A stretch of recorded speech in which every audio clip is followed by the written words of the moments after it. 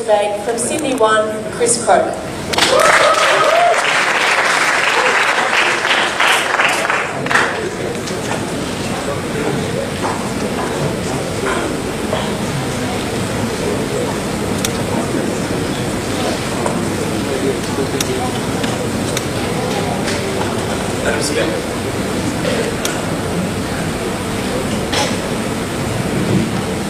Madam Speaker, ladies and gentlemen, what a privilege it is to finally have a microphone that actually, I hope, works. What we're going to argue in today's debate is very, very simple. That the blanket prohibition on the use of force in an international setting to protect the right of self-determination is nothing short of a recipe for moral bankruptcy and international instability. We will argue, by contrast, ladies and gentlemen, that there are certain situations in which democracy can only arrive and be imposed at the barrel of a gun. We're going to be bringing you three very simple things. Firstly, we're going to be explaining why self-determination is a universal right, but necessarily a responsibility to protect on the part of other nations. Secondly, we're going to talk about why intervention works and is necessary to protect that right. And thirdly, we're going to look at how it's inextricably bound up with the integrity of international power and institutions. But before I do, I want to make two very quick points of rebuttal.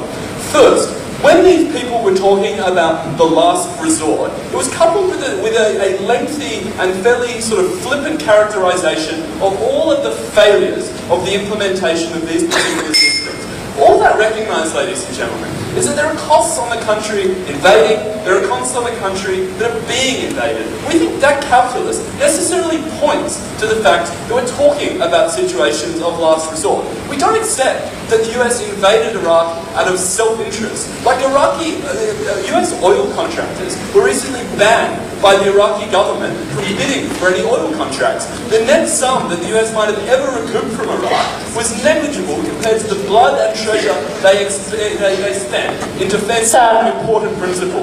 We think that actually, in these instances, we're talking about the acute situations when governments have failed to respect the sovereignty and autonomy of their own people and have been replaced with military coups. In many instances, we're talking about abortions like that other social phenomenon that should, interventions that should be like that other social phenomenon, safe, legal, and rare. The second thing that we would say is the character of how we invade necessarily matters. Like when we look to Iraq, Afghanistan, Kosovo, and Bosnia, we'd say, number one, we've learned the lessons from those countries. So implementing this proactively, we learned some simple lessons. Don't push George Bush in charge. Don't abolish the police force. Don't do all of the things that led to them being failures. And secondly, we would say that the model put forward by the opening government was one of multilateral intervention, we think which is inherently invested with more international and institutional legitimacy than the sort of examples they were talking about. But thirdly, we'll come out and say it. Iraq, Afghanistan, Kosovo and Bosnia are better off today than they were under the thumbs of the tyrannous dictators that failed to respect them. Bromwyn. Even if self-determination is a universal right, the international community has discretion as to how to achieve it. This is a violent, destabilising mechanism of doing this that agitates local populations. No, it's not, because if you listen to the opening government speech, they recognise that they will be implementing it in a discretionary way, only for the most acute and most extreme situations. What you're arguing is there's never an instance in which that is a valid action. So, why is self-determination a universal right?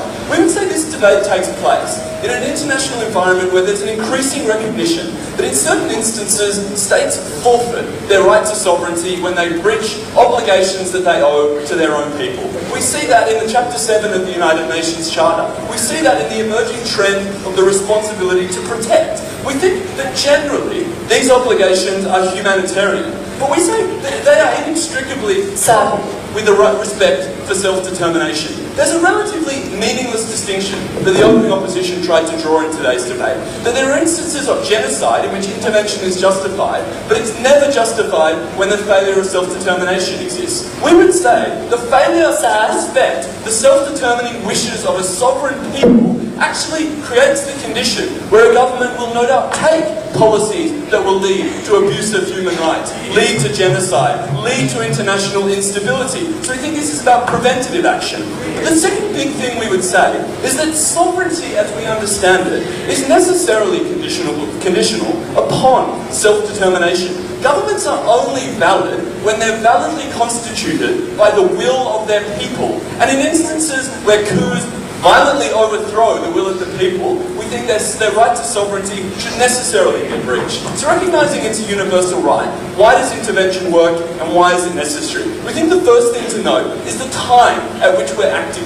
All the opposition material about how we need to act in like the EU way is meaningless because we're talking about a profitable opportunity to intervene when a regime has been overthrown to restore a regime that had democratic legitimacy. We think accepting that it is valid to have to fund internal forces of opposition necessarily concedes that it is valid in principle to do this. But we recognise that because coups are inherently unstable, that acting now prevents future problems down the path. We say that's the second thing, that authoritarian regimes are necessarily always externally aggressive. Like we looked at the Burmese regime and it overthrew Aung San Suu Kyi and the result in that particular election. We think the legacy 10, 15, 20, 30 years hence has been that the Burmese government has become a rogue international actor, destabilising the Southeast Asian region. So action to remove them when we had a profitable chance to do so would have been in the international community's interest. We think the third thing is that when you don't act, you necessarily entrench and ingrain a coup culture that prevails through generations. Like we look to nations like Myanmar, Turkey, Thailand, and one of the distinguishing factors is that they're always going through this particular process. An international intervention to respect and restore the legitimacy of a people's wishes is always a circuit breaker which we think breaks that vicious cycle. So the third thing, you're out of order. The third thing we want to talk about by way of extension is why the integrity of international power and global universal power is intrinsically bound up with this. We say number one, the credibility of any international norm and value is always bound up with enforcement. Like when we look at genocide and why there is a universal prohibition against it and most states don't commit genocide against their own people, it's not because everyone just suddenly descended from the mountain and agreed. It's because when we actually take actions in the former Yugoslavia and in other nations to stop a genocide, people start to respect that norm. We think it cascades. Like when we take the most egregious example, that means that other, slightly less egregious examples moderate and discipline their own actions. So there's a multiplier effect to our action. The final thing we would say is that the credibility of international institutions is inherently bound up when acting. They're hypocritical if they preach self-determination but never act to enforce it. Madam Speaker, we proudly propose this motion.